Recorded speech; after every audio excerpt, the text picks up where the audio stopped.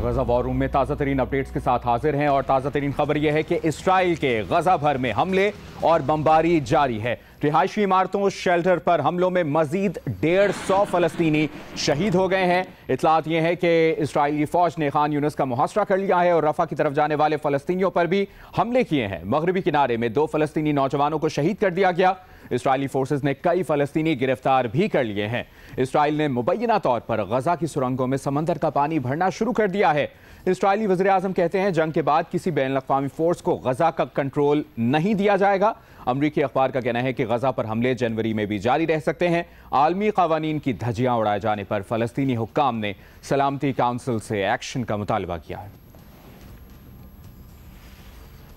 और हमास की जानिब से गजा में इसराइली फौज के खिलाफ शदीद मुज़ाहमत जारी है। अल-क़स्साम ब्रिगेड ने खान यूनिस में इसराइली फौजियों और टैंकों पर रॉकेट हमले किए, जिसमें 10 इसराइली फौजी हलाक हो गए जबकि 24 इसराइली टैंक तबाह कर दिए गए। स्नाइपर्स की फायरिंग से 8 इसराइली जख्मी भी हुए।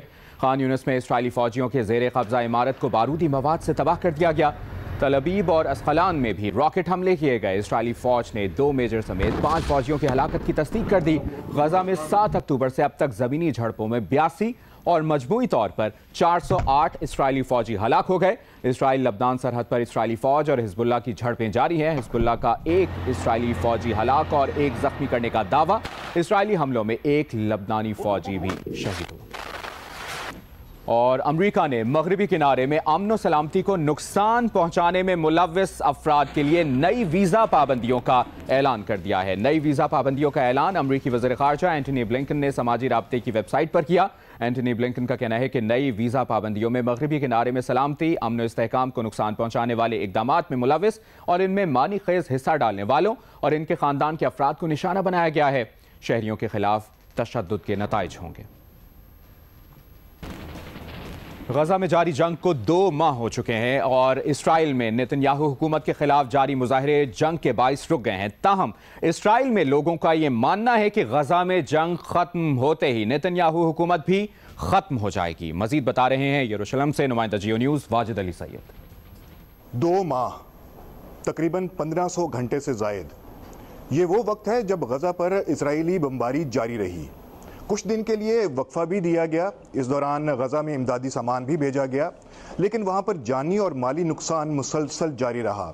यहाँ पर रहने वालों का ये मानना है कि इससे पहले जो प्रोटेस्ट नेतन्याहू हुकूमत के खिलाफ चल रहे थे वो जंग की वजह से रुक तो गए हैं, लेकिन जैसे ही जंग ख़त्म होगी नेतन्याहू की हुकूमत भी ख़त्म हो जाएगी। जो लेफ्ट विंग वाले लोग हैं वो तो सब अगेंस्ट हैं, तो हमेशा ही जंग हो या ना हो, तो फिलहाल सिर्फ जंग की वजह से सब साथ में हैं, लेकिन जैसे ही वो जंग ख़त्म होती है तो सब अगेंस्ट होते हैं। तो हमेशा ऐसे ही रहता है, तो रिलीजियस पार्टीज़ अलग रहती हैं, ये अलग रहती हैं। आपका ख्याल है कि अगर कोई और हुकूमत होती है और इस किस्म का एक्शन होता तो ये रिएक्शन वैसे आता? नहीं, अगर राइट विंग पार्टी नहीं होती हैं और मिक्स पार्टीज़ होती हैं जिसमें अरब भी शामिल हैं तो वो ये हमला नहीं करते।